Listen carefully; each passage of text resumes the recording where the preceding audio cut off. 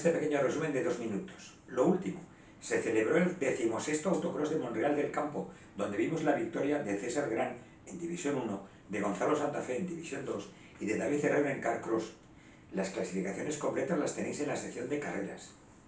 En cuanto al campeonato de autocross, en División 1, César Gran retiene el título provisional, merced a sus 2 victorias.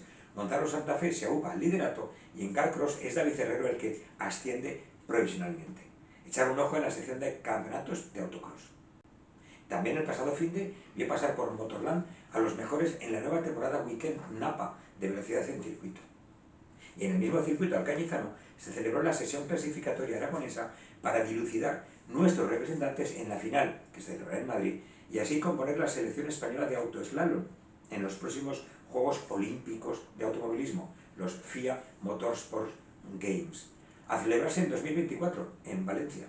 Recordamos que la aragonesa Laura Aparicio nos representó en los anteriores Juegos de esta misma especialidad. Esta vez la acompañará Patricia Alfonso en categoría damas y Collado y García lo harán en categoría serie.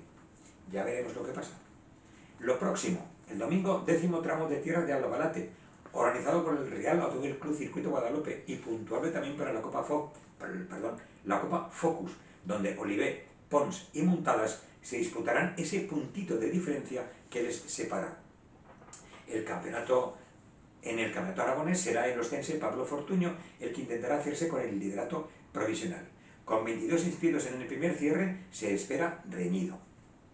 Y reñido estarán también las tandas de Drive en el circuito de San Pere de Calanda, con plazas limitadas. En fin, los campeonatos de Aragón avanzan, la participación se despereza y nosotros os veremos en Albalate o en San Pere. Un abrazo gordo.